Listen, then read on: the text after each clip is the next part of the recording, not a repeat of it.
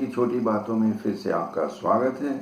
हम जैसे सामाजिक कार्यकर्ता है, हम लोग को समाज को आईने दिखाने का काम होता है। ये कभी कभी अजीब सा भी लगता है, कड़वा भी लगता है, लेकिन हमको इस दायित्व को निभाना होता है। और आज का जो हम लोग का विषय है, गोली की खूनी होली। गोली की खूनी होली। देखिए, इस समय समस्त संसार में गोली की होली चल रही है।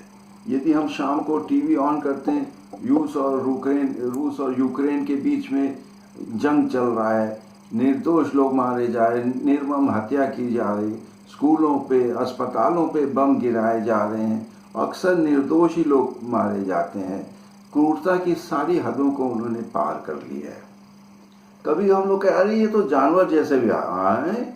देखिए, जानवर जो है, चाहे शेर हो या कोई भी ऐसे जानवर, वो तभी हमला बोलता है, शिकार करता है, जब उनको भूख लगी है। बेवजह वो शिकार नहीं करता है। उसी तरह सांप के लिए कहा जाए, सांप भी डंक तभी मारता है जब किसी ने उनके ऊपर पैर रखा हो। लेकिन हम तथाकथित जिसमें विवेक है इंसान, हम लोग विवेकहीन हो गए हैं जो हम लोग इस तरह के गोली की होली करने लगते हैं। हाल ही में आपने पंजाब में देखा, सिद्धू मूसेवाला गोलियों से भून डाला गया। और यदि हम उसके लिए कहा गया इंटर गैंग राइवलरी है, मतलब दो गैंग के बीच में ये वर्चस्व की लड़ाई थी। लेकिन ये भी माना जाता है, क्योंकि जो उनके भी तस्वीर सामने आई है, उनको भी देख के लगता है कि ये भी बंदूक के प्रेमी थे। तो खैर, जो भी हो, कश्मीर की घाटी, वहाँ से भी आए दिन हमको खबर मिल रही, कभी कश्मीरी पंडित को, कभी बाहर से जो मजदूर आए हैं, बैंक कर्मी है, टीचर है, उनको हम लोग गोली से मार रहे हैं। इससे क्या मिल रहा है हमारे तो बिल्कुल समझ में नहीं आता है। पिछले रविवार को नाइजीरिया में लोग चर्च में प्रार्थना करने गए थे और वहाँ पे कुछ लोगों ने 50 लोगों को गोलियों से भून डाला है। समझ के परे है। फिर नजदीक आइए, हम कानपुर में, यहाँ से 80 किलोमीटर दूर है लखनऊ में 16 साल के लड़के ने अपने पिताजी के लाइसेंसी बंदूक से अपनी मां को मार डाला। क्यों? क्योंकि इनको कोई गेम खेलने को अलाउ नहीं कर रही थी। और अभी भी उनके अंदर पछतावे की भावना नहीं है, जबकि हिरासत में, तो भी उनके अंदर पछतावा नहीं। आप सोचिए कि ये गोली की जो होली है, कितने गहराई तक लोगों की मानसिकता में चली गई है।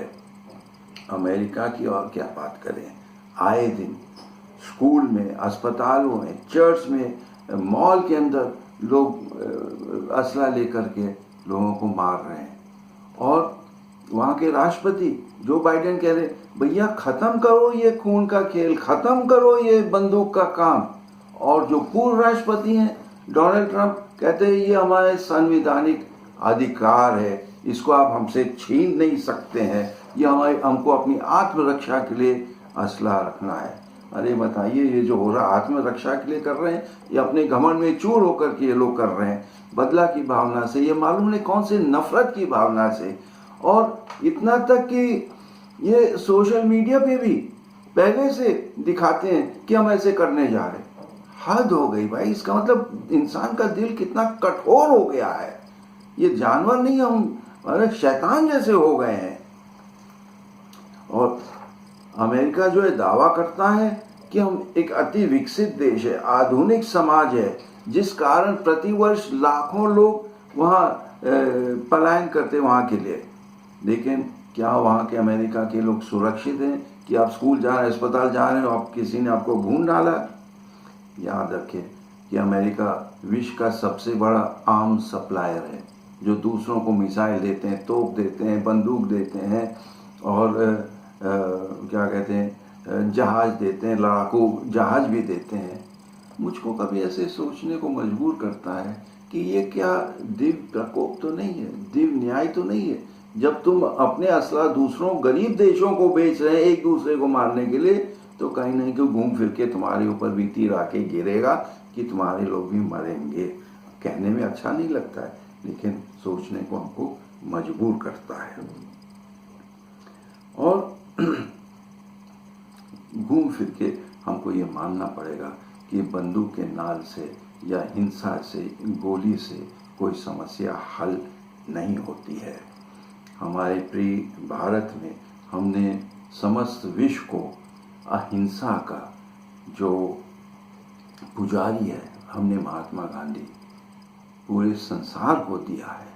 और इस उन्हीं के देश में यदि खून की होली हो रही है, गोली की आवाज़ सुनने को मिल रही है, तो बड़ी तकलीफ होती है। हमको लग रहा है कि हम अपने राष्ट्रपिता के मार्ग से बहुत दूर भटक गए।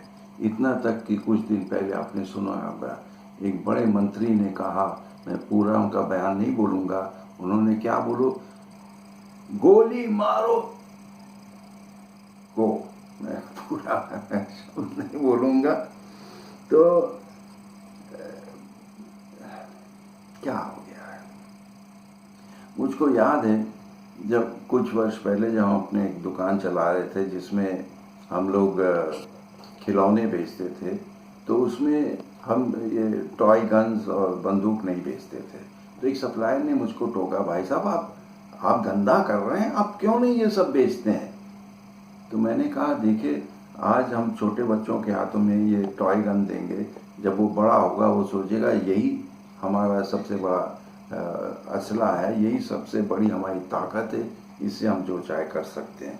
इसलिए मैं अभिभावकों से भी निवेदन करता हूँ, माता पिताओं से, कि कृपया अपने बच्चों को ये टॉय गन्स कृपया करके ना दें। और हम लोग राजनीतिक दलों को, धर्म गुरुओं को हम लोग कोसते हैं, लेकिन वो जो कर रहे हैं या नहीं कर रहे हैं वो हमारे हाथ में नहीं। आपके हमारे हाथ में क्या है कि कम से कम अपने बच्चों को संदेश दे, बच्चों को अच्छा उदाहरण दे। यदि हम लोग घर में मारपीट करते हैं, यदि हम घर में गाली गलौज करते हैं, तो हम बच्चों को क्या संदेश दे रहे हैं। तो लड़ो, मारो, पीटो, यही होगा। और जो बड़े हो जाएंगे तो वो भी गोली की खूनी होली पे उतारू हो जाएंगे।